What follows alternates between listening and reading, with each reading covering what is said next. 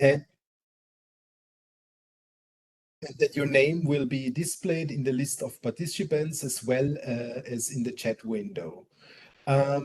If you have any questions now or later for the Q&A, please raise them via the chat and we will try to answer them as good as possible. Next slide, please. So the agenda for this afternoon is a short welcome. We are at that right now. Then we've got 3 project presentations, a coffee break, another 3 presentations, then a Q&A session in 2 breakout rooms. So we will later show you which projects are in which breakout room, and you can then join these breakout rooms and ask your questions.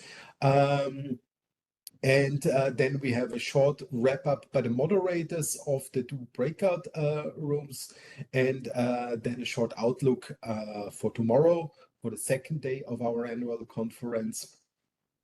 And then we will close the conference day at 3:30. Next slide, please. So I would like to ask to stage the first project. That's PVT4EU. Yes. Hello, everyone. Thank you. Hi, I'm Gintare Velike. And I'm handing over to you. Okay, take care. Yes, thank you. I'm Gintare Velike, and I'm presenting on behalf of our project coordinator, which sadly could not join today. But I'm from MG Sustainable Engineering, and I'm presenting project PVT4EU, which is photovoltaic and thermal for Europe. Next slide, please. Yes, so I will introduce shortly. So the project has been funded by CETPartnership. That was very first joint call 2022. And our budget is 1.1 million euro. We have 6 partners, 6 institutions, so 3 industry, 1 research, and 2 academia. And the project started 2 years ago, 1st of September 2023. And we are aiming finalize it by the end of August 2026, which is next year. Next slide, please. Next, yes, thank you. So I will briefly introduce our partners. So we are 6, as I mentioned. We have industrial partners. Actually, we have 3 SMEs. So we are Sustainable Engineering, which is project coordinator. We're doing project management, technical coordination, dissemination, and communication activities. Solar Peak is also SME from Sweden.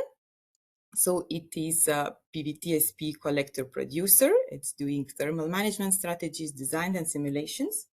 And Solarus Renewables is also SME from Sweden. It is a PVTMG collector producer in performing impact assessment and market uptake, KPIs and the methodology, market roadmap, including future plan and actions. And then we have academic partners, which are 3. So 2 universities, Swedish universities, so University of Gävle and DTU, which is from Denmark, Technical University of Denmark.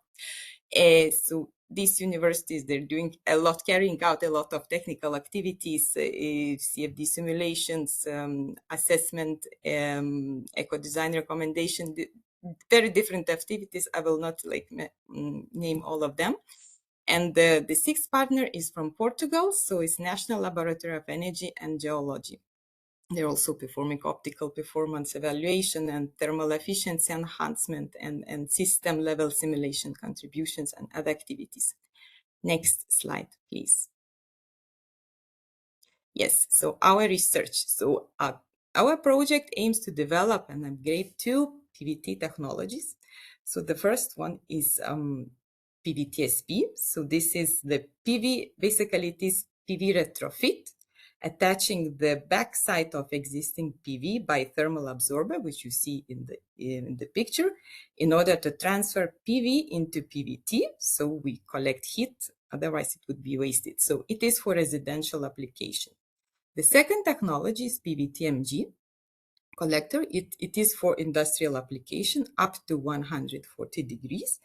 And we are aiming it to upgrade the previous version of Solarus collector, which was in the market like in the last decade.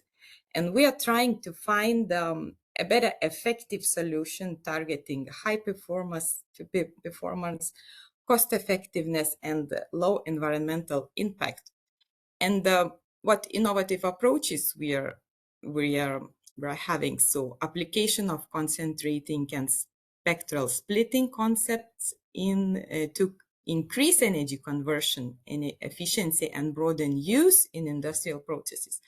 Also, we are researching use of lightweight polymer materials and low-cost manufacturing techniques such as vacuum forming and extrusion for scalable production. And also integration of PVT system with heat pumps, thermal storage, and district heating networks. Next slide, please. Yes, so these images, all these GIFs, they reflect our work, what is behind the curtains in our research and developing. This is CFD simulations for absorber design, optical performance evaluations, and also PV cell scales samples testing. So the project is developing optimized collector design for higher thermal and electrical efficiency, also advanced modeling tools to simulate thermal, electric, mechanical behavior using multi-physics CFD simulations. Yes, and the next one. Yes, and there is another image if you click one more.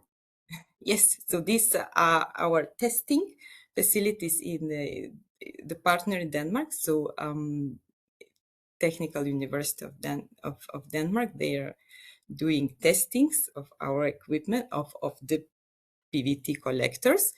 And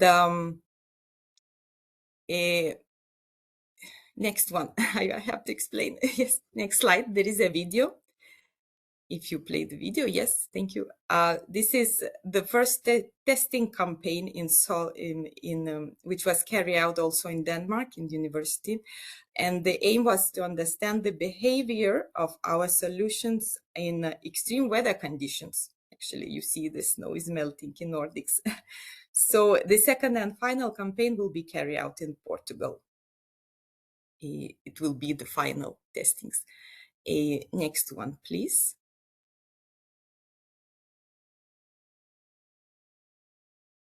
Yes, next slide. Yes, thank you.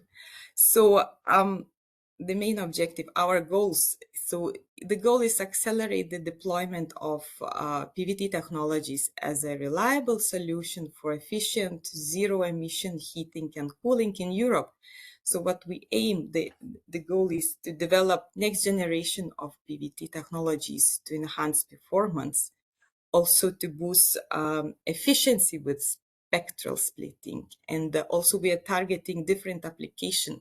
It's not about just technologies as alone, but also to integrate it into different systems and to use it for different applications. Also to integrate eco-design into development and establish a European innovation network. So actually the main objective is to accelerate the deployment of technologies as a reliable solution for efficient and zero emission heating and cooling in Europe. And what are like outcomes? Generate knowledge on thermal electric coupling, materials behavior, and system modeling for hybrid solar technologies. Also for social and policy outcomes, so also to provide guidelines and enhance, to provide guidelines and evidence to support future standardization and certification framework for PVT systems. And of course, to contribute to EU Green Deal and REPower EU targets by promoting renewable heat integration and sector coupling. Next slide, please. Yes, so what are expected impacts? So of course we target energy sector. So we aim to facilitate the integration of solar heat power into different applications. And as I told about the technology, enable greater flexibility and grid support by combining thermal storage and PV generation. Also, we are targeting industry to stimulate innovation and competitiveness among European SMEs. To reduce production and installation costs through design simplification and scalable manufacturing approaches, and to support new business model for local energy communities and service providers as well, and for community and society. So of course, it's a great to contribute to lower energy costs and emissions for buildings and in other industries. Also to foster green jobs and skills and in the renewable heating and cooling sector. And it's very important to raise awareness and acceptance of PVT as a mainstream renewable technology. Next slide, please. Yes, so according to Solar Heat Worldwide report, here you can see the image, the PVT market is growing, is from 2017 till 2024. It is growing, but still PVT technologies need to enhance their competitiveness and expand their applications to other sectors. So our project provided evidence-based insight to inform national and EU level heating and cooling roadmaps, and it contributes to ongoing standardization efforts by a hybrid solar system. And also we are trying to address future uncertainties. Actually, 2 months ago, within our PVT4U project, we launched the new initiative, which is called PVT Nexus. So it is a research network.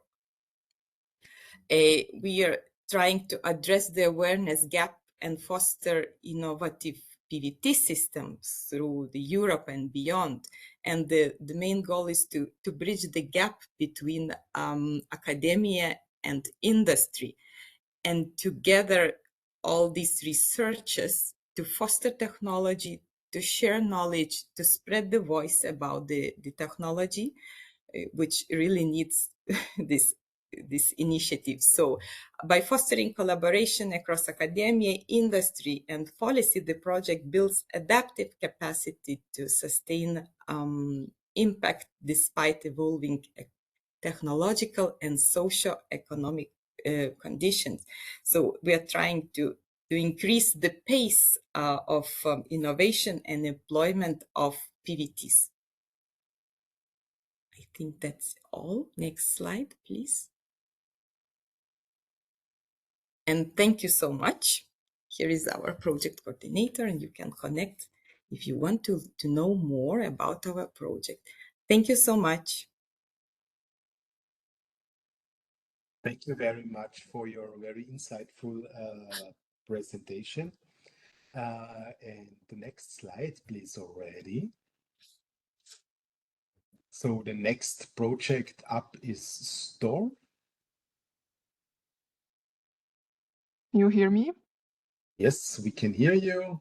And can you see me? Is everything working? Now we can see you as well, very well. So I hand over the stage to you, and we're very much looking forward to learn about your project. Thank you very much. Then I'll just start. I'm here to present our project. It's called STORE. My name is Jahe. I'm from the Ingolstadt University of Applied Science. Maybe you can move to the next slide. Okay, so first I will give an introduction of our project and our consortium. So STORE stands for Grid Stability through AI-driven energy system integration, supermarkets as flexible prosumers. So from the title, we can know our project is about supermarkets, but I will go deeper in the next couple of slides. And maybe we first know our consortium partners. We have partners from 3 different regions. So first, we have partner University of Cyprus from Mediterranean Europe, Cyprus. like UCY, is located also in the capital of Cyprus, in Nicosia, in which we just had our project meeting last week. And then we have two partners from Central Europe, from Germany. The first one is a partner from academia, is where I'm from, the Ingolstadt University of Applied Science, which is also the project lead of STOR. And then we have our industrial partner, the Steinbacher Consult, is engineering consulting firm located in Augsburg, also near Munich. And last but not least, we have our laboratory partner, LARENA, which stands for Research Laboratory in Smart Grids and Nanotechnology from University of Kasich from North Africa, Tunisia.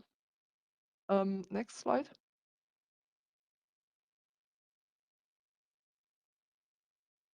Can you go to the next slide, please? Okay, thank you. So we will have like an overview and what's our research focus.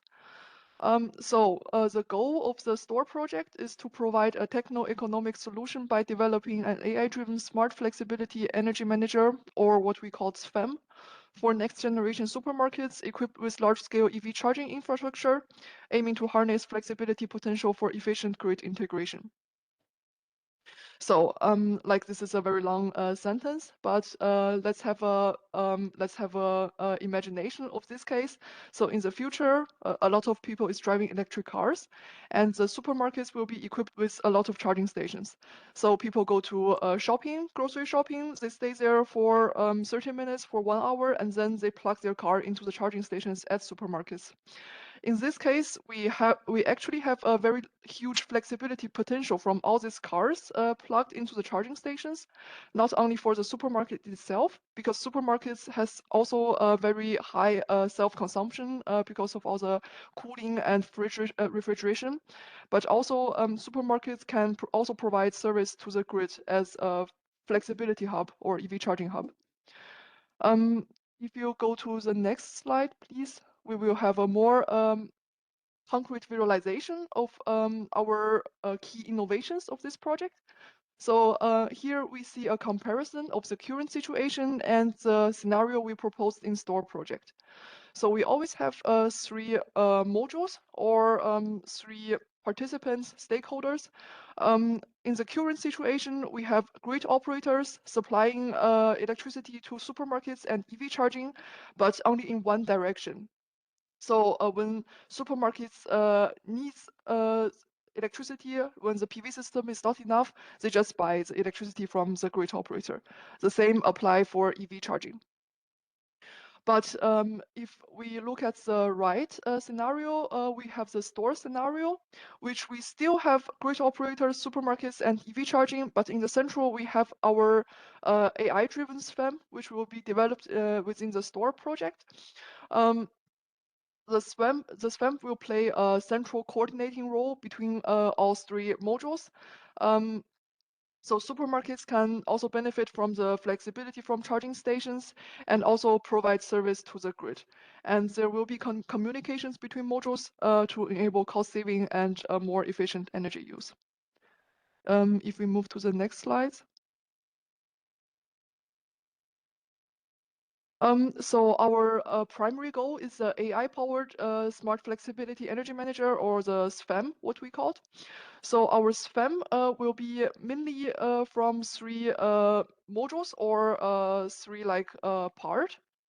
So the first part is federated learning forecasting model, which our partner LARENA is responsible for. So we need forecasting to do energy forecast, charging forecast, and real-time adaptability. And all this forecast will be used into the in the next module, which is the AI-controlled EMS, which us, Ingolstadt, will be responsible for. So the EMS will use the forecast from the forecast model to do the flexible load management, and also to provide grid service when possible, and also do energy storage management to enable cost saving.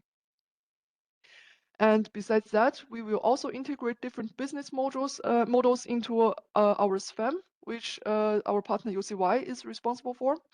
So the supermarkets want to maximize their revenue, and there will be also different use cases in different countries integrated into business models, because different countries has different situations. And also we will be investigating possible flexible incentives and integrate this into a business model. And once we have our SFAM implemented, we will be validate and test this whole model at our partner Steinbacher Consult. So as their company sites, they have large-scale EV charging stations, both AC and DC, and their system is also able to be controlled and tested. So in this case, we will be able to validate and see how reliable our SFAM actually is. Next slide, please. So if we look at STOR in the perspective of the clean energy transition, we of course pose the question, how does STOR integrate and align with technology policy and societal aspects from system-wide impact? So here we can have a look at our partner network, which incorporate different types of stakeholders. So first we look at the first quadrant, which is the partners from academia. These are mainly our consortium partner, THI, UCY, and Larina will be responsible for the implementing the research. And move to the second quadrant, we have our end users. Here we have associated partners we have our associated partners. For example, we have supermarkets from Aziza Group from Tunisia, Schwarz Group from Germany. They also have supermarkets in Cyprus. And we also have MediaMarkt Saturn, which is also electronic retail, like large-scale retail shops, also in Germany. And we also have HDE, which is a retail network here in Germany. We have all these partners as associated partners, which provides very important perspectives as end users. And move to next quadrant, we have product developers. In center, we have our consortium partner, Steinbacher Consult. And we also have two further associated partners, IOWaves and WOM GmbH. But also we have further included stakeholders, which is other possible EV charging points providers. Also, as I said last week, we have our project meeting in Cyprus. There we also had discussion with two EV charging point providers. Very interesting discussion.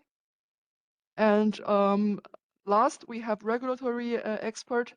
As associated partner, we have DSO from Cyprus and Aztec from Tunisia, which is also very important to the project, because as we said, our SFAM will be able to provide great flexibility services, and the perspective from DSO or from regulatory experts are crucial at this point. If you could move to the next slide, please. And further, we can see here, we can see this figure. Our solution from the STOR project are adaptable to different regions and also for different stakeholders. So as we said before, in our consortium partner, we have partners from different countries, or we can say different regions. So here we have like Mediterranean Europe, which of course have a different weather condition than Central Europe and Germany in the term of weather, sun, temperatures. And also for Northern Africa, in Tunisia, of course, the user behavior will be different compared to Germany. In this case, we will have a different use case from different countries, which we will develop a data pool containing all different data for different use case. And we will develop our SFAM. And once we have our SVEM, we will be test the SVEM at Steinbach Consult at our industrial partner, and this will validate the model and provide insights to different types of stakeholders, to grid operators, to supermarket operators, and also to customers. As I just said in the last slides, we have different types of stakeholder in our partner network. So we will be have like opinions or have perspectives from different types of stakeholders. I think that's it. If you move to the next slides. First, I want to say thank you very much for hearing my presentation. And also, I kindly invite you to scan this QR code, which is our project website. We put a lot of effort for this website. If you're from research, from academia, interested in our research, or if you're from industry, interested in this topic, supermarkets and EV charging, we will be updating our project in the website, and we will be very happy to exchange with you. Thank you very much. Thank you very much. I would have a short question, because I think this touches a lot of topics we were discussing this morning, because you're touching so many different fields, and it's not only academia, but it well involves business cases and so on. So what are your milestones? What's the timing for that? So our project actually just started from the beginning of this year. So now at this stage, we're like, if we are talking about not only from research, but also partners from the whole industry, from this whole field. We already had one stakeholder workshop with our associated partners. And also last week we had our project meeting. So we are currently at the stage of defining the boundary conditions, defining the whole system of our SVEM, and also collecting opinions from different stakeholders. We want to see, we want to know what's current problem at supermarkets, or what's the current challenge for EV charging points operators, so we can better define our use case and also implementing our SVEM. So maybe another point, another addition is the project will be run for 3 years. So we're now at the beginning of the project, and the project will be running until the end of 2027. So then you want to have the practical applications ready to go, I guess. Until the 2027? Yes. You mean? We hope. We hope. Good. Very intriguing, very interesting. Thank you. Thank you. There's one question in the chat that we could pick up. It's the question: do you account for balance of plant for hydrogen integration, or is this electricity only? So we didn't consider hydrogen, or the consideration of hydrogen is not planned in this project. So I would say currently also not electricity only, because for supermarkets, there's a whole other topic about cooling and refrigeration. So I would say electricity and on the thermal side. Thanks for these insights. Then thank you very much. Thank you. The next slide, please. So the next project will be presented by Javier. Javier. Hi everyone. Thanks for having me. We are happy to have you. We are happy to have you. And thanks for taking the time. And I'll hand over the stage to you. Thanks. So I'm Javier Valdez from the University, Applied University Deggendorf in Germany, not very far from Ingolstadt, actually. I'm here to present the project in behalf of the whole consortium. So if we go to the next slide, please, I can provide you an overview on who we are. So we have 4 countries. The project is about regional energy networking. So somehow REvolveIT or REvolveIT refers to the evolving nature of energy communities. That's the focus point of our project. And how can we generate a toolbox that allows those energy communities that maybe are in different stages, how can they reach the objectives? So from Germany, we have our coordinator, the Fraunhofer ESE, so for solar energy systems, and the Fraunhofer EC, which is for innovation. We have also Blindberg. So Fraunhofer, both they are research institutes. Blindberg, which is the company that it is developing what we call the modular interactive toolbox that should be working as a kind of one-stop shop for energy communities. The Technische Hochschule Deggendorf, which I am part of, and we also have REvolveIT, which is a company that we call also a tool owner that has a kind of product, service, software that it is currently being used for supporting energy communities, especially those that are generated by municipalities or are either composed by municipalities and DSOs or municipalities that own also generation means, together with other kind of factors. We also have Heute Stadtmorgen, which is a company that supports, especially is very active in the area of Köln here in Germany, that supports the development of new energy communities and energy projects. And as you can see, for every country, there is a small green line.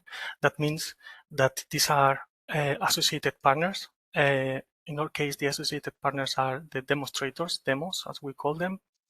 In this case, we have the Bezirksklinikum Main-Kofen, which is a public hospital, relatively large, that is a demo site in the sense that we are trying to,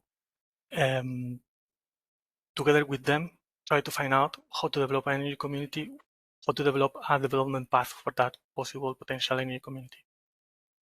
From Austria, we have the University for Continuing Education, Krems.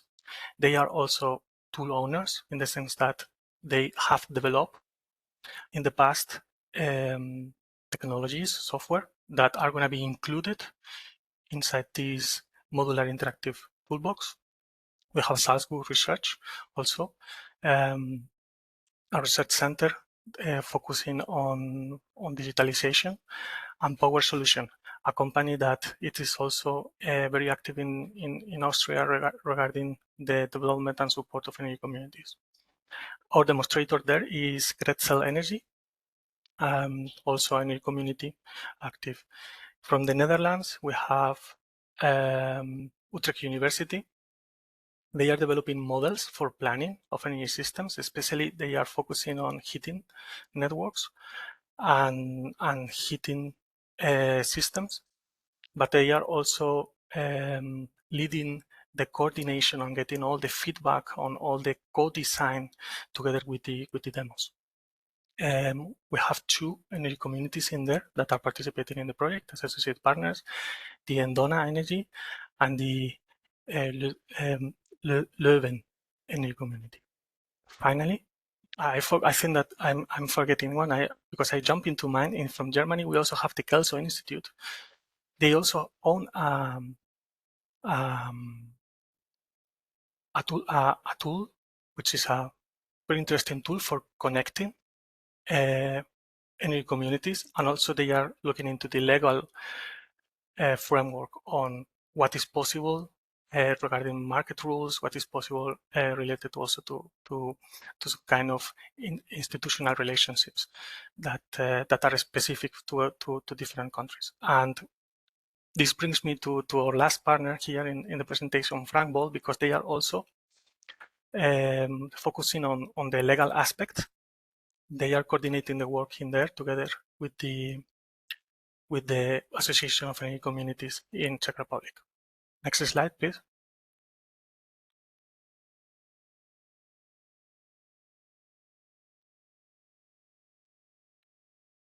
Next slide. Yeah, so what is our goal? So we have somehow developed conceptualization on what is the life of energy community, what are the different steps. And it is very interesting because energy communities, they might be in different steps of development. Some of them, they are already grounded, they have generation means, they already have some kind of software that they are using for planning. Some of them, they are in development. Some of them, they are expanding. So we have identified 6 different steps that are relevant to them. First step will be the orientation, in which it's about, okay, what opportunities exist, what can be possible. Networking, trying to find out what other experiences exist, what possible energy community members can we get. The guidance in order to understand how to engage actors, how to cope with regulatory frameworks and conditions. The formation, in which maybe the energy community already exists, it's about to be grounded, and then it's about like what is going to be the market development, how do they have to adapt, how to translate all the aims into a working community over time, the implementation, of course, and the operation, which is about also like how can we improve, how can we be more efficient. We are trying to cope with all these different phases by integrating different tools that can allow them to move from one phase with the other. So there is, here we don't see the linearity, but we see this evolving concept in which an energy community might be jumping from one phase to other. Next slide, please. So what is our project? What does it mean, our project, from the perspective of the clean energy transition? So the first idea is that we integrate technology.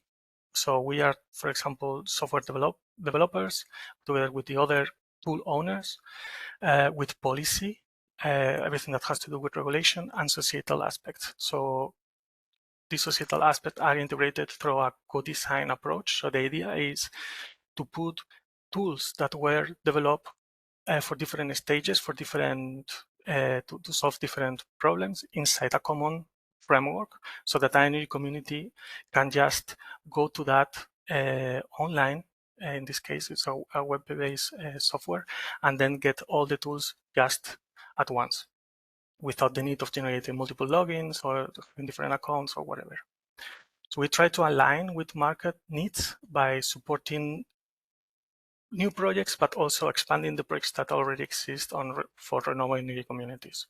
So we want to foster investment in existing renewable energy communities, explore the possibility to integrate new technologies for data communication, but also for new renewable energy or storage systems, and support the viability of decentralized renewable energy generation sources. So the final goal somehow is to provide access to this toolbox to all pilots, check that we meet the requirements to also provide the same tools for all the countries that are the 4 countries that are part of the demo. So we have Austria, Germany, Netherlands, and Czech Republic. And for that, we are trying to focus especially on open source, open data, develop a lot of dialogue also between different experience of the renewable energy communities that are part of our demos. And especially important maybe is to standardize this tool integration, because there are somehow many tools that have been in development during the last years, especially as part of CETP, ELECTROMET, and then our idea was like, what happens if we try to put everything together? So we take these uncertainties on the market in the future, like how is the market going to be evolving, or how do we have energy communities, do they have to adapt, by providing this scalability and flexibility inside the toolbox. Next slide, please. Okay, that's it. I think that I was missing one slide, but no problem. Thank you very much. If you have questions, please don't hesitate to contact me.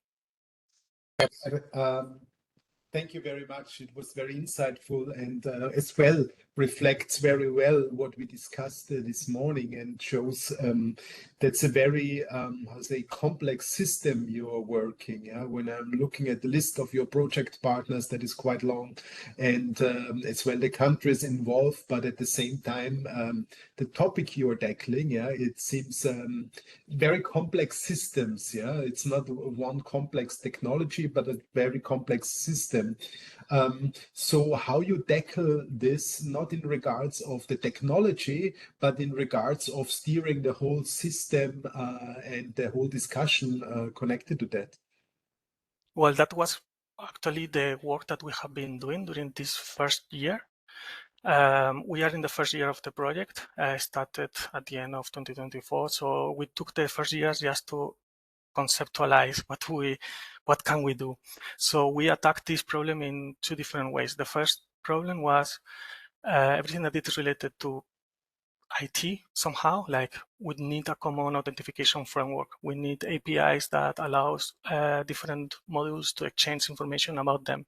All of these, they need to be secure. They need to be fast enough. We have to identify like which kind of infrastructure we need to have on the background, because different tools, they need different hardware. That was one point that was very important, and we solve it. So we are currently more focusing on the, let's say, on the front end, on the wireframe, trying to develop a tool, so a user interface that allows to integrate all that. And for doing that, what we have been doing is running workshops together with the people, with the stakeholders, so the need owners, the persons who actually are working in the energy communities, or they are about, or they want to develop an energy community. So from them, what we get is the needs, and we try to translate them into requirements for the software. So we try to understand who they are, in which context do they live, do they want to generate that community, what are the limitations that they have, or what are the advantages that we can take from them, in the sense of what they are good at, what are the aims, what is really some things that we can really realize, and things that maybe we can help with the tool, and translate all that into the tools, the individual tools. So we work at two levels. We first identify what should be part of the toolbox itself, and then we also identify if the tools, they have to be adapted somehow. So for that, yes, you can see here the whole tools. Maybe if you want, I can try to very fast provide you an overview. Morphological box is about the connection of different energy communities, so they can provide information on which kind of legal entities they are inside them. So how do they form the energy community? Which kind of partners do they have? How do they make decisions? Which kind of technologies are they using? Which kind of frameworks might be using for connecting devices? We have, and that's on the morphological box. So that means that energy community can provide information about what they are doing, and others, they can learn from that. From the inner planet, it is more about planning. So you can have the power system network and the heating system network together with all the possible technologies inside it. A storage system with a battery, you can have an electric vehicle, you might have a PV rooftop, but also you might have a heating pump, or any other kind of boiler that generates hot water. And we try to model, well, actually the user can model the energy community by themselves. So they can identify what will happen inside the network if they add a new actor or not, what will happen in the network, but also we will do a kind of techno-economical analysis. The integration profiles are very interesting because they allow you to provide you an overview on how to connect devices. So let's say that you have a device that it is new and you want to combine it with an older one. So the integration profiles, they provide you an overview on how to do that. These integration profiles, they are somehow living documents. So everyone can provide the profiles, the energy communities can provide information on how do they connect things before, so that we can learn from them. The RGB traffic light, also very interesting system. They provide information on the current state of the grid or the current state of the generation capacity, you can decide which kind of signal it's going to be provided. And it can be, for example, red, green. Green will mean like that's a good moment for consumption. Red could be like maybe not. So this is more about the operation of the system itself, together with the community aggregation tool. The community aggregation tool allows inside a system, it's a small system that allows to provide kind of offer that can be matched by a need. So let's say that I am one member of the energy community and I have a surplus of energy. It can be matched every 15 minutes, for example, by with another member of the energy community that needs the energy on that moment. So you can somehow balance and try to increase the electricity or the heat that it is sold inside the community. And finally, the Insights portal, which is developed to the management of the energy community itself. So all these tools, they somehow are together. That's the idea. Wow, very interesting and insightful. How many people do you have in your project? Do you know? I think that, let's say that for the last photo, it was very difficult to take it. We have to went outside. We were more than 20, 25, I think. So yes, it's a large consortium. Very interesting people. It's amazing to work with them from many different backgrounds. Yeah, but I think that more than 20. I don't know if we reach 30. Something like this. Thank you very much for your presentation. Very insightful and very interesting. Thank you. So thank you very much. We are a little bit ahead of time. Nevertheless, we are going into the coffee break now. So thanks for everybody being so on time with their presentation. So everybody gets to enjoy a little bit longer coffee. And we will meet back in the same meeting as we are at 10 past 2 o'clock. So see you in a few minutes.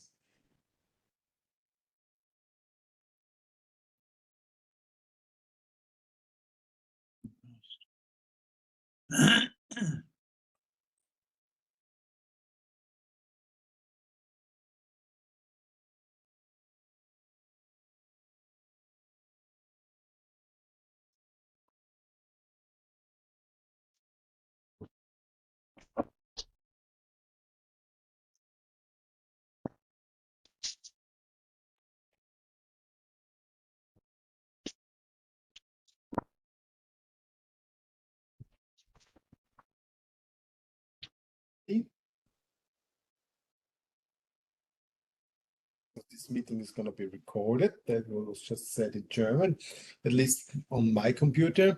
So welcome back, everybody. Let's jump right in and let's have a look at the other projects. We have 3 more presentations upcoming, and I would like to ask Cesar to the stage.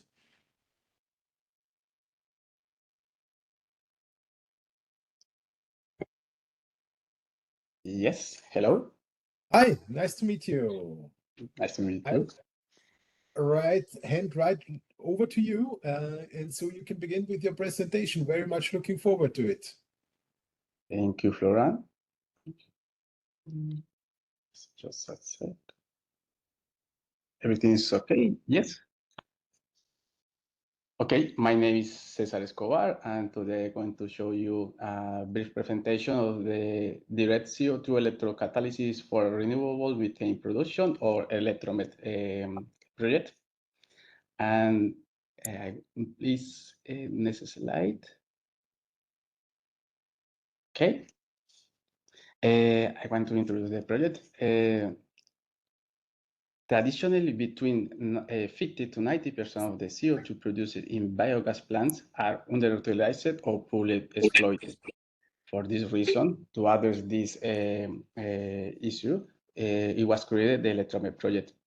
This study aims to develop a sustainable and economical method for producing renewable methane from carbon dioxide via directed electroreduction, and then integrate this product into the existing fuel gas market. Click, please. Here there are involved 9 partners. Click, please.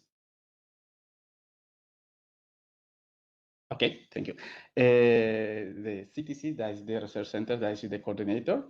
3 laboratories from different universities, one from the University of Porto, the other one from University of Cantabria, and the third one from Technological University of Turin, Polytechnical University of Turin, and 3 industries, 2 from Spain, Codualba and Idritech, and Dreven from Greece.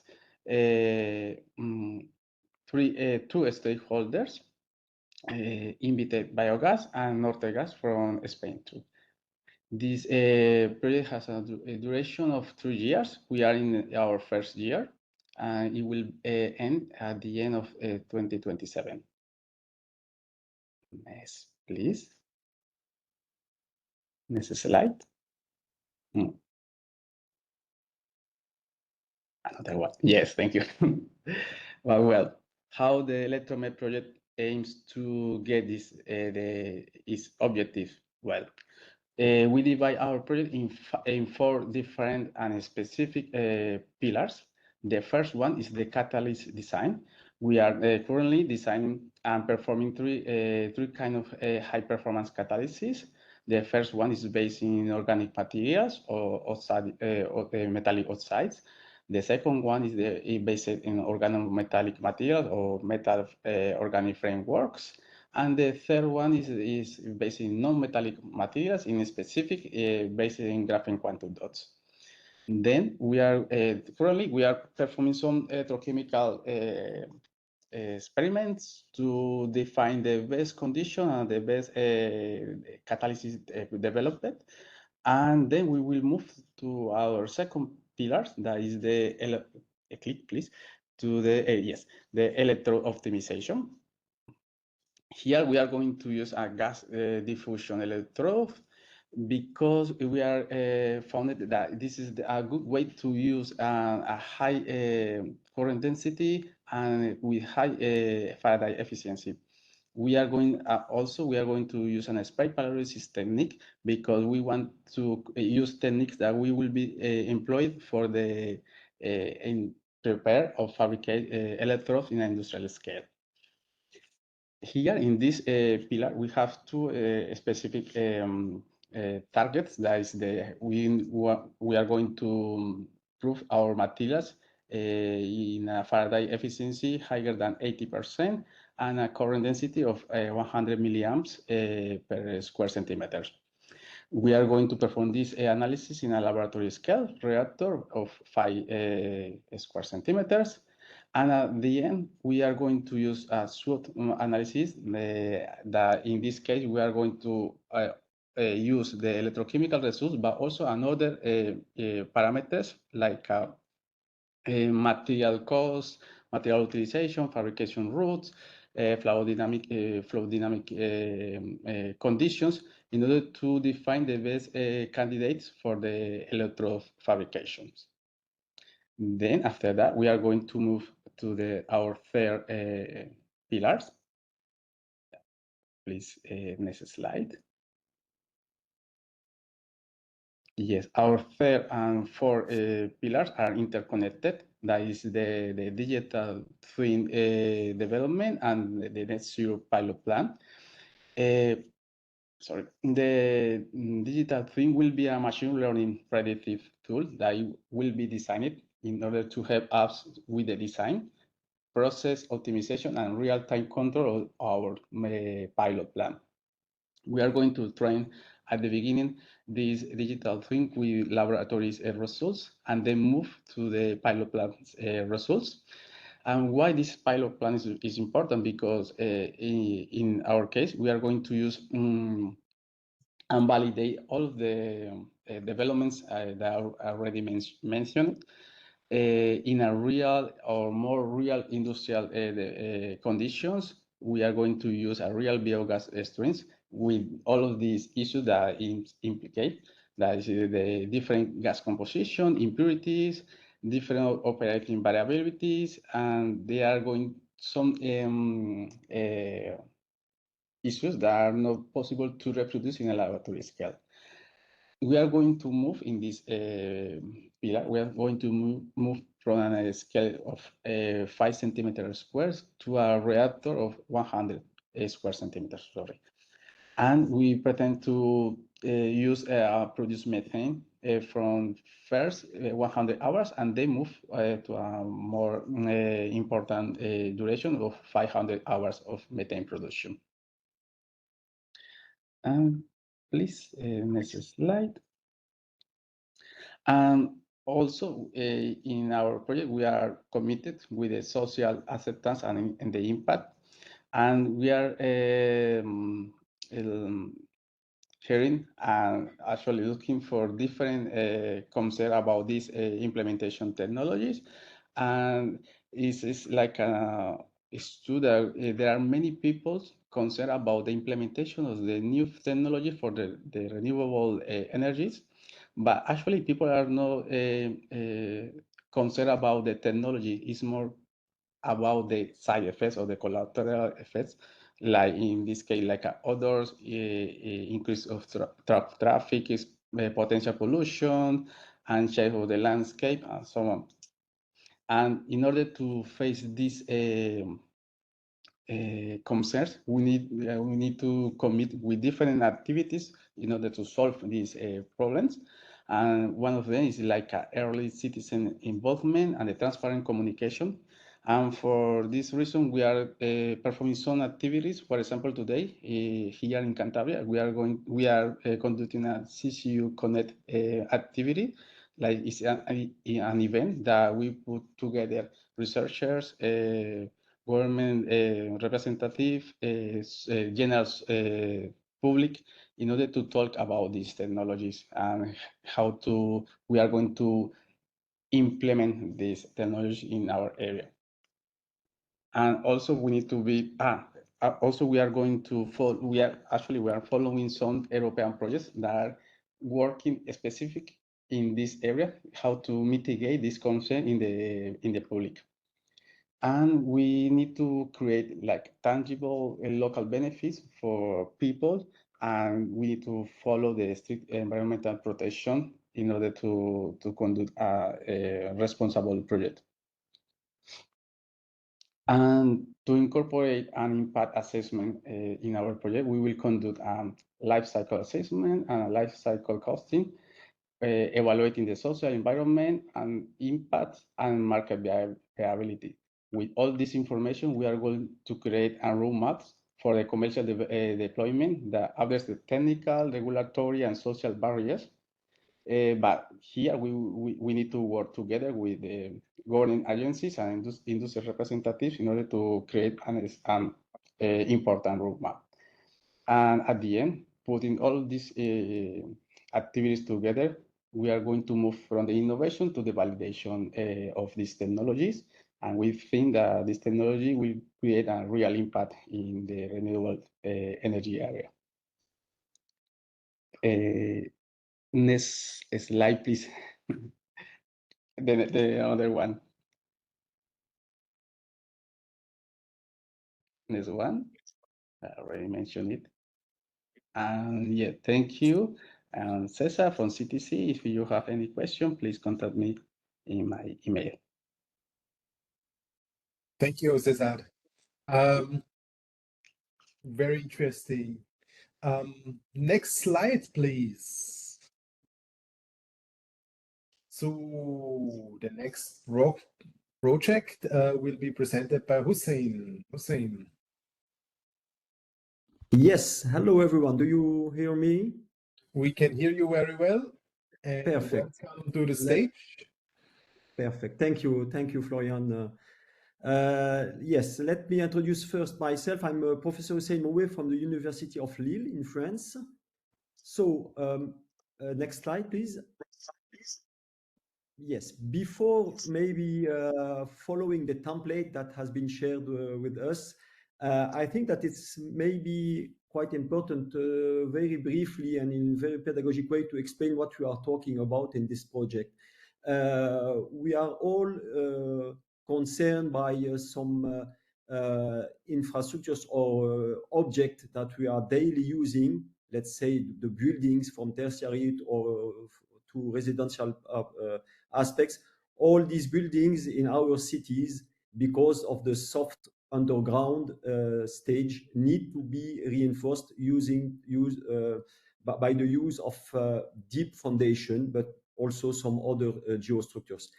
Our project aims at turning on these conventional geostructures like the pipes I was discussing right now into a geothermal source to provide heating and cooling for the demand of our buildings and other infrastructures. Next slide, please. Yes, so the technology is quite easy to understand since we have some geostructures embedded in the ground. It's easy by integrating some tubes within these geostructures to catch, by circulating fluid within these tubes, to catch or to inject heating from the ground, and then to answer the demand of the buildings, either for heating or cooling, depending on the seasons and depending on what we need. So the main object also is to consider the ground source heat pump that may also highly increase the benefits and the power of this technology. So saying that, it's this technology, it's not really something new. It has been developed for many decades, but up to now, this technology still remains underappreciated and, let's say, badly widespread. Yes, sorry. Is there any issue with my slides? Yes, this one, please. Thank you again. Yes, thank you. So yes, I was saying that this technology is actually still badly widespread, not only because of technical issues, because from the technical point of view, it's something that we quite understand very well, and it has been studied for years and years. So the main object of our project, if we go to the next slide, please. Next slide. Yes, thank you. Is then to demonstrate, to study the feasibility of implementing these energy geostructures at a large scale, not only at the building scale, which is let's say the main tool, the main object, and also to study how this implementation could be performed and could be studied in some complex situation, like complex geological conditions that we could also encounter in our cities. So our project focuses on analyzing energy production, but not only the production, but also the distribution and the storage of the excess of heat that could be provided from these energy geostructures, and how it could impact the cost, the carbon reduction, and all other critical data that could efficiently prove the efficiency and the durability of energy geostructures. So our project is then to seeks to advance the integration of these energy geostructures into district heating and cooling systems networks, and as I told you, for looking for storage feasibility and also energy distribution. Next slide, please. So the consortium, the consortium includes 16 partners from 6 countries. We decided not to put the logo, sorry, because otherwise it would have been, very. It would have used all the slide, but because we are 16 partners, and from these 16 partners, we are like not only coming from academia. Some of us are coming from academia, but we also have some partners coming from the industry. From each of the countries represented, and we also have some associated partners, let's call them like this, which at the end represents more than 20 members for this project. Next slide, please. Yes, so to address our project, we implemented our project into 4 main work packages that you can see here in this slide.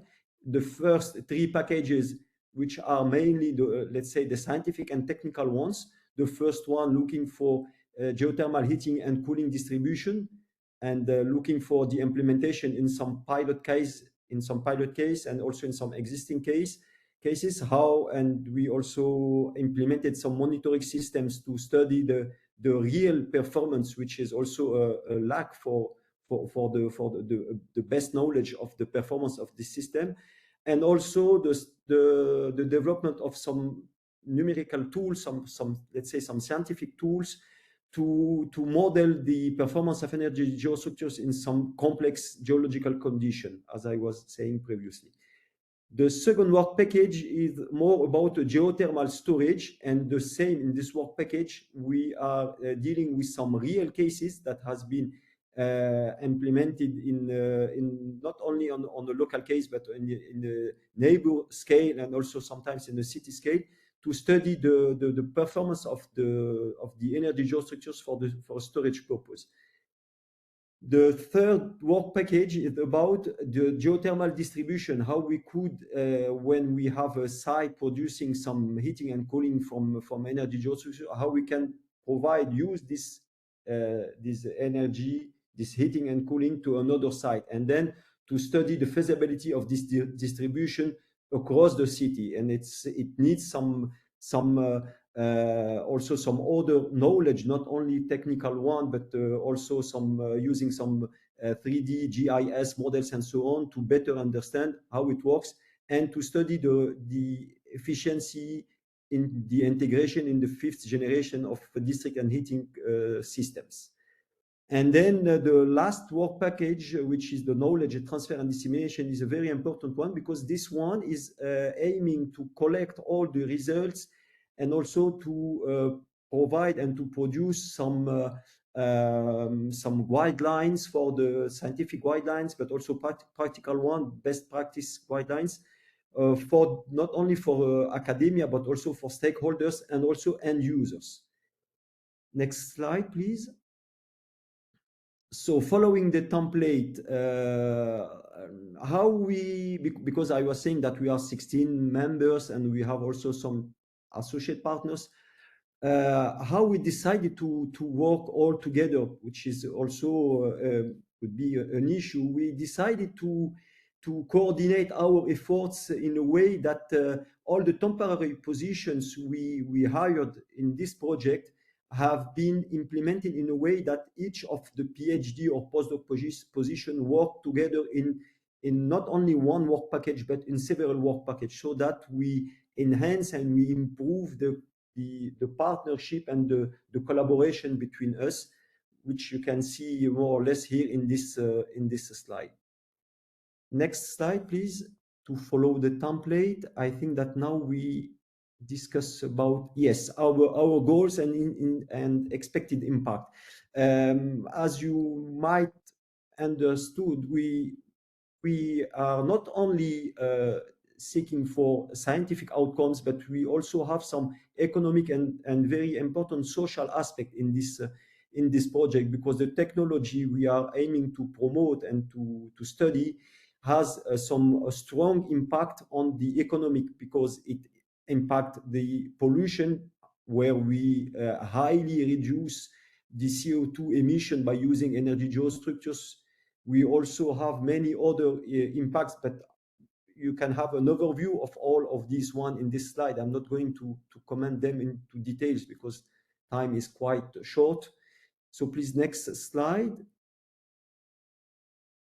And yes, in this slide, the question was to address how our project is in phase with the perspective of the clean energy transition. And in the 4 next points we have presented here, we can say that firstly, obviously, this technology turning existing by turning, let's say, some structural elements, which is called foundation, into active energy systems. It's obviously turning on the technology to the society. Secondly, for the policy alignment,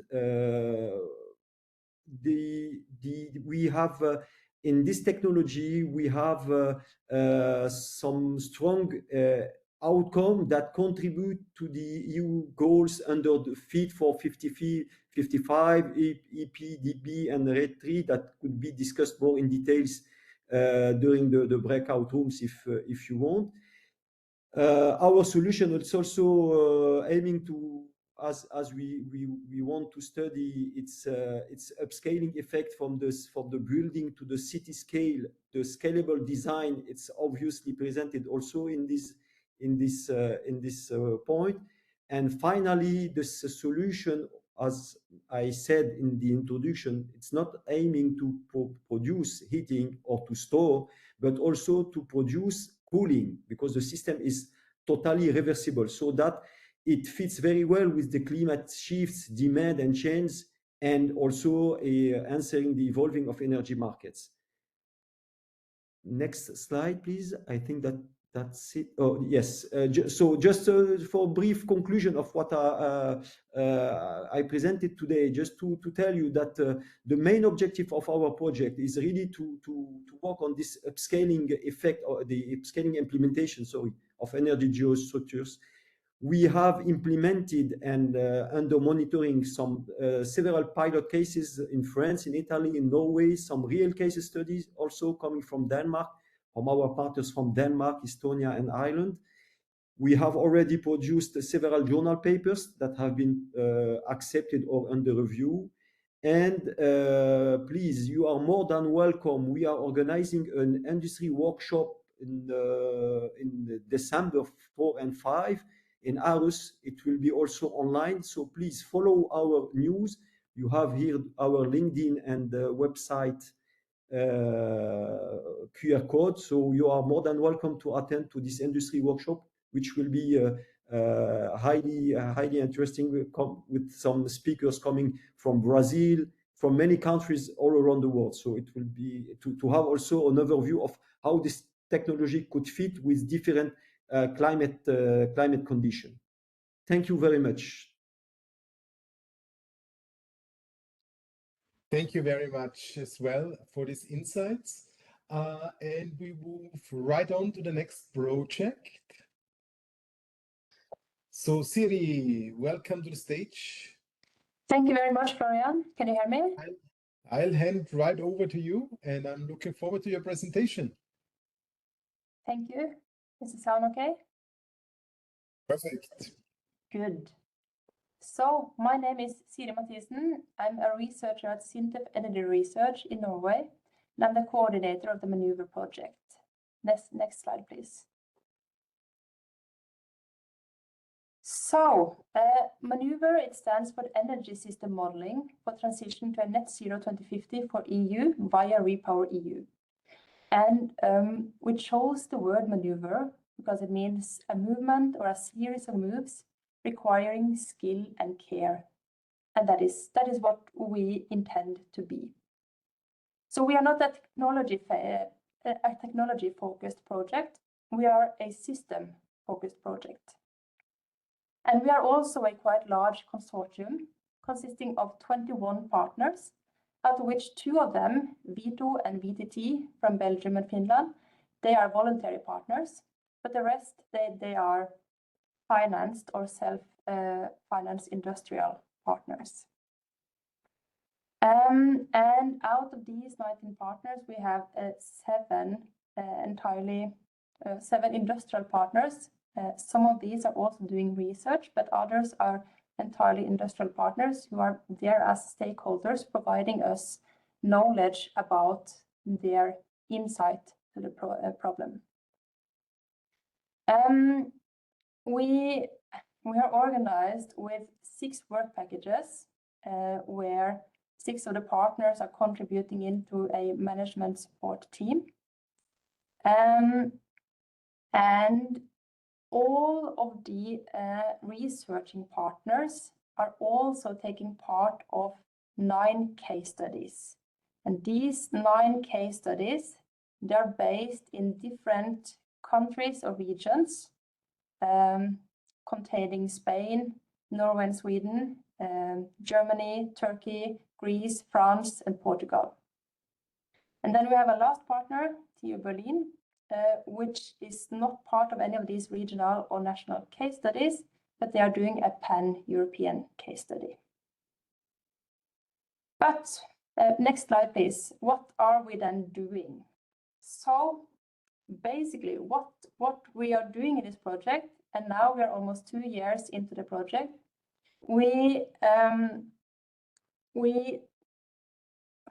our objective is to improve and coordinate energy system modeling across Europe and provide open scientific evidence and research-based results that facilitate emissions reductions for clean energy transition, while incorporating the measures suggested in recent policy suggestions.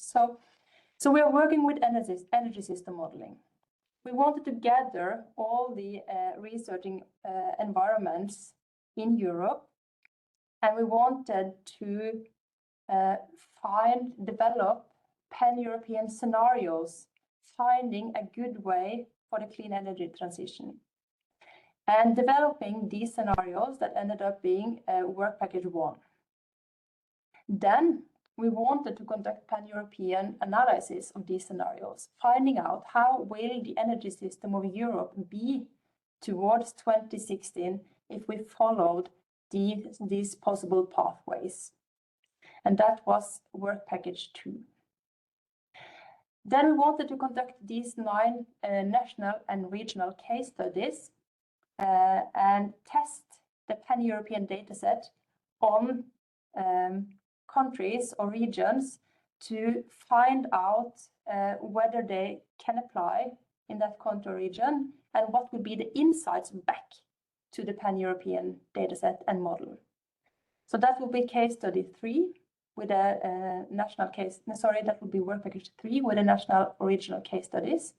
And then they are feeding back data to work package 2, the pan-European analysis.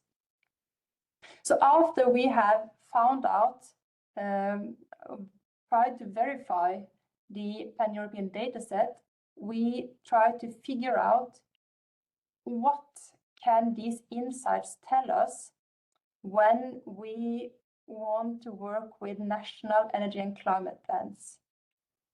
So when each EU country wants to find out how they can do their share to reach the Paris Agreement goals, then they want to develop plans for the energy and climate system of their country. But this is not easy, and if each country should do this independently, then we will miss out on some really important synergies between countries. So next slide, please. Our end goals, they will be these developed scenarios. They are called the EU ENVIS 2060 scenarios, and they are already developed and available on our Zenodo page. On the Zenodo page, we also place the publications, the reports, and the data sets that we are generating. So please have a look on CETP maneuver on Zenodo. We also provide a pan-European energy system modeling dataset in the IAMC data format, including feedback from the case studies. At the moment, these case studies are running, so the current version of the dataset is without all feedback from the case studies, but they are coming. Then we want to provide strategic priorities for the European policymakers based on the knowledge developed in the studies. And it was really important for us to combine the established strengths in energy system modeling throughout Europe and work towards consistent models and standardized data formats, because then it's easy to reproduce what we have done, and it's easy to work further in this field and link new models together to test data sets and verify hypotheses in the scenarios that various projects develop.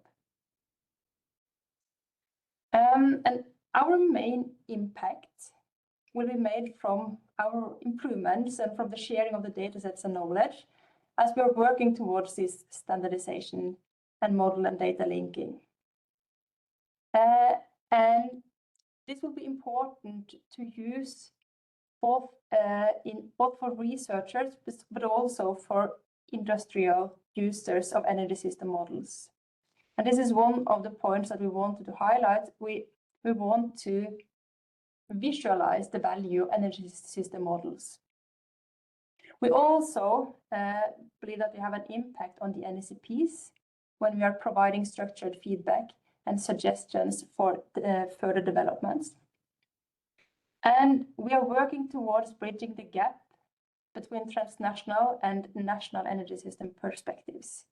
And this will also be highly usable in future research and policy development. Then we have the effect of the variabilities and flexibilities on the power systems that we are showing through the case studies.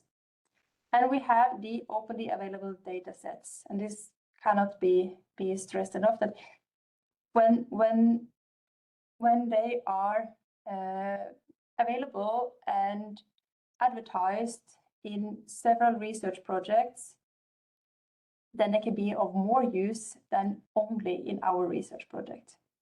Next slide, please. Then to our project in the perspective of the clean energy transition and how we can see societal changes in our work. So we have developed 4 pan-European scenarios for energy transitions, and they are developed with narratives describing the changes in the society along several axes.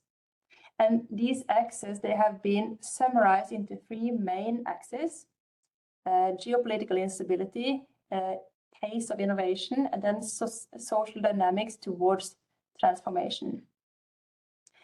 And all of these scenarios, they are not probable futures, but they are possible futures, and they want to span out a possibility space for how the future may look like. So one of the scenarios is the NECP Essentials scenarios, which is based on the NECPs for the EU countries with existing measures until 2040. And afterwards, they are based on a continuation of today's trends. Then we have the REPowerEU++ scenario, and that is basically the paradigm shift. So we want to achieve energy independence in the EU, and apart from that, it looks quite similar to the NECP Essentials scenario. So it's one of the scenarios where we want to gather the evidence that we find today and see what could that future look like if we implement today's approved policies. Then we have the Trinity scenario. That is our pessimistic scenario, where we have high geopolitical instability, a low pace of innovation, and little social dynamics towards transformation. And then we have the GoRes scenario, which is our optimistic scenario, which is almost the opposite: a high pace of innovation, good social dynamics towards transformation, and low geopolitical instability.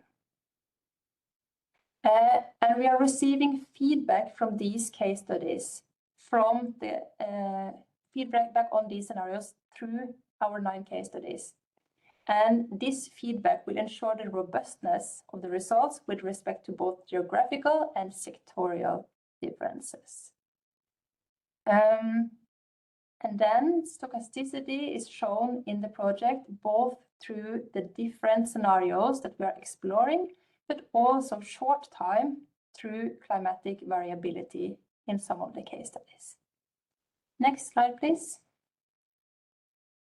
Thank you. That was all for me. So please, let's have a good discussion afterwards. Thank you very much, Siri. Very interesting and insightful. Next slide, please.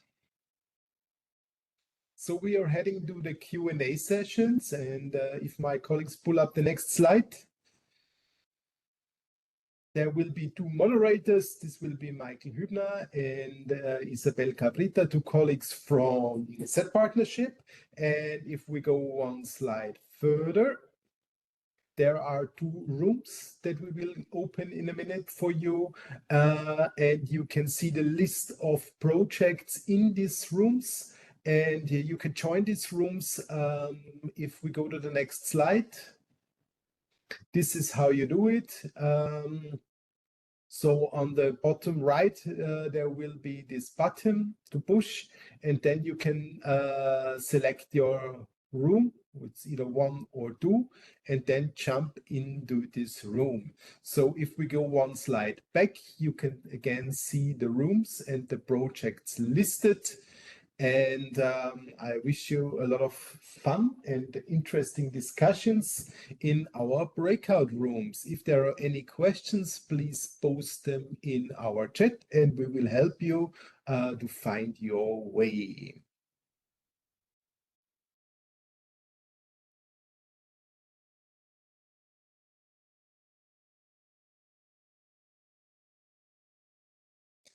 So the groups have been started. You can join them now. It's in the bottom right. It's this little figure with some lines, and that's where you can participate and you select your breakout session. It's either breakout session 1 or 2. And breakout session 1, if we go back one slide, there you can see the list of projects in these breakout rooms. If you have problems joining a room, let us know in the chat and we are happy to help you. Sorry to interrupt. May I say a few words about how to join again? So it's really easy for them. So on the bottom right corner, there is participation panel. If you open the participation panel, there on the top, you have breakout sessions have started. There, please choose a session, and whichever session you like, please join it. So once again, on the bottom right corner, there is the participation panel. Click there, and on the top you will have breakout sessions have started. Choose a session. There you can choose a session. Yes, Hussein, you want to say something? It seems that it doesn't work when we are using the browser, because I didn't install the last version of the WebEx. So as I am as I am using a browser, it seems that I cannot see the breakout rooms. Exactly the same for me. So in the browser, when using WebEx in the browser, we don't have access to the breakout rooms you are talking about. Okay, if you select the participation panel, can you see on the top there will be participants written, how many participants are there, and below it there will be breakout sessions. Choose a session. Can you see it, Hussein? No. Okay, I will move you to a room. But I don't see either. Yes, I'm not the only one. I think that other people have the same. Yes. I cannot join either, and I'm in the application. Yes. I do have the same problem. Guys, for some it already works. Please look with me. There is this little figure on the bottom. If you press this, you get a list of all participants, right? Yes. Yes. And then go to the very top of this panel, and at the very top of this panel you can select the rooms. Okay, now it works. Yes. Great. So please join the room as per your wish. Thank you so much. I see now that it works for most of you. Yeah. Thank you People so are much, out Florian. and leaving.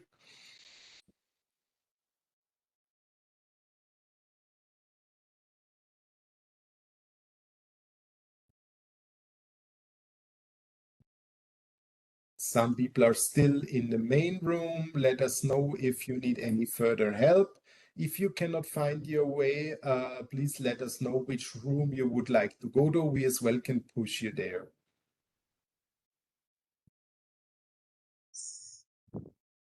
Okay, I got it now.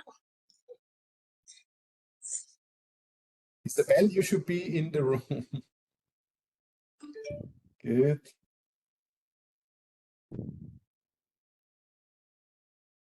Perfect.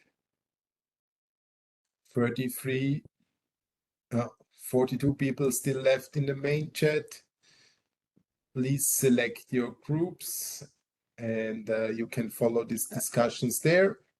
If you have problems joining a room, let us know and we are happy to push you there.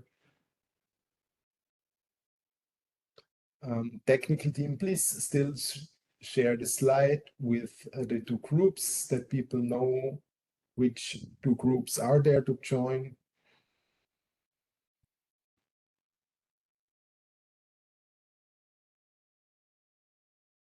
So in a few seconds, everybody will be back as the breakout sessions will be closed automatically. So everybody will be back in the main session. If Isabel is already back, I as well would ask her on stage together with Michael. So please put Michael and Isabel up on stage.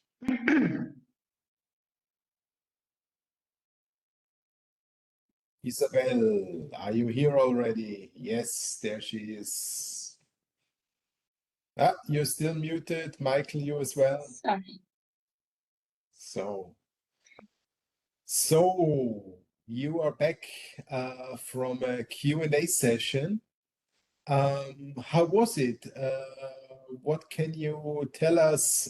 What were the pressing questions? Isabel, do you want to start? Well, okay, it was in session 2, but thank you for giving me the floor. My session was so active that we were kind of stopped in the middle of, or even at the beginning of our discussion. So I have very clumsy notes to convey the conclusions. But there was a lot of discussion and in the chat too, that I think it will be worth looking at these discussions. But basically, what happens is that we spoke about the work, the scientific and technical work that is going on, that is very valuable. And all the challenges are being addressed. There is a lot of work to do. But we, as before it was already put in the plenary sessions, we have to go beyond those because there are other domains that we have to consider to build up trust on these new technologies, some complexity even even in the systems approach that we have to consider the different areas and, for example, even consider addition of heat to power, because usually when we speak about planning or scenarios and so on, there is this tendency of thinking in electricity terms, but we should also add the component of heat. And thermal storage was thoroughly discussed as one of the issues to be addressed, apart from other technologies in complex environments. And the other addition I would have is to work together at different levels where regulation and policy decision making is very important to integrate. And at the very early stage of the project, and that was identified, which I think it's also important for our projects to keep that in mind. And basically, that's it, I think.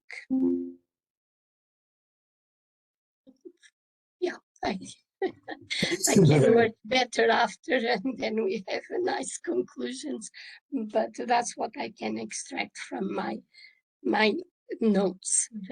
Thank you very much. Sounds like a very vivid discussion that was not able to finish. But maybe we have a solution for that, and I'll bring that when we wrap up. First, I would like to give the chance for Michael to tell us what has been discussed in his breakout room. Yeah, a brief report. We had the store project, the REvolveIT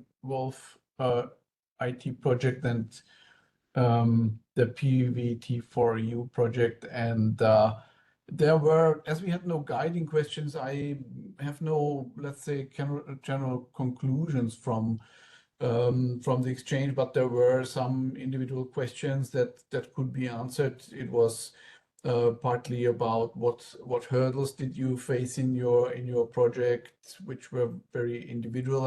I would say I think we didn't have kind of a common conclusion what is particularly challenging when implementing the project.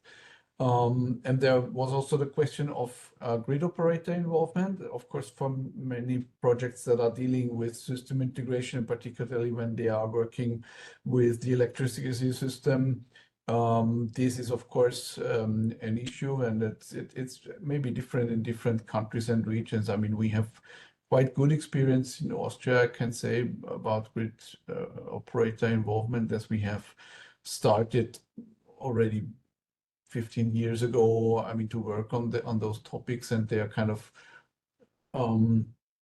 we had a very intense phase 10, 15 years ago where many projects were happening, but it's maybe a little bit more difficult already. I think it depends very much how busy the grid operators in the different regions are with digitalization, smart meter installment, and so forth. The more this is done, the more they might already have capacities again for RTDI projects. Yeah, and we ventilated a little bit about how is the experience of the knowledge exchange formats within the CETPartnership, and it was interesting to hear, and this is, I think, also interesting for the TRI leading experts and TRI offices who are organizing the collaboration within their field, that there was quite enthusiastic feedback about the workshops that have been organized, particularly the on-site physical workshops, that it seems really to be a high value when people can meet in person and make their personal contacts and then build on this in the future work. And it was said that if you gain a lot from these personal contacts, because then the follow-up communication is much more vivid and smooth, because people know each other and they get interested in each other's work. So that seems to be an interesting factor. We also had the question if the annual conference will be at some point maybe organized as a physical conference. I was a little bit careful with promising anything, raising my concerns, about this, but it was interesting to hear that this is a topic. Thank you, Michael. As well, sounds like a very vivid discussion. And I think what we saw throughout the day is that there were people interacting in the chat and people asking for email addresses and proposing what they are doing. We saw just now that there are, and this was just a few hand-picked projects that we showed in a very special field to very specific topics, but there are many more projects and CETPartnership projects out there. So please use B2Match, yeah, the platform you registered for today's or for the annual conference, yeah, and use this platform to interact and to get in touch with others. As well, after the conference, we will share the recordings via YouTube, so you can rewatch things, and as well, we will share some of the presentation to some extent, and for your reference as well. And anyway, there are all the official channels that we as the CETPartnership offer via our website and B2Match to contact us and to get in touch. Yes, I thank you very much, Isabel and Michael, for your time and your contribution and leading these discussions. And I would ask my colleagues to pull up the last slides of the day. So we would like to give you an outlook for tomorrow. So if we jump one slide ahead. So tomorrow, the topic is as well system transition, but with a very special focus. So it's the funding, the future, investor insights and innovation readiness. This will be much more interactive than today, with really great keynote speakers as well and very great input from our knowledge community and the Impact Network. So please join us as well tomorrow. We are very much looking forward to this. And then at the end of the day, Michael will say goodbye and wrap up and give an outlook in general, a short one. Thank you. Next slide.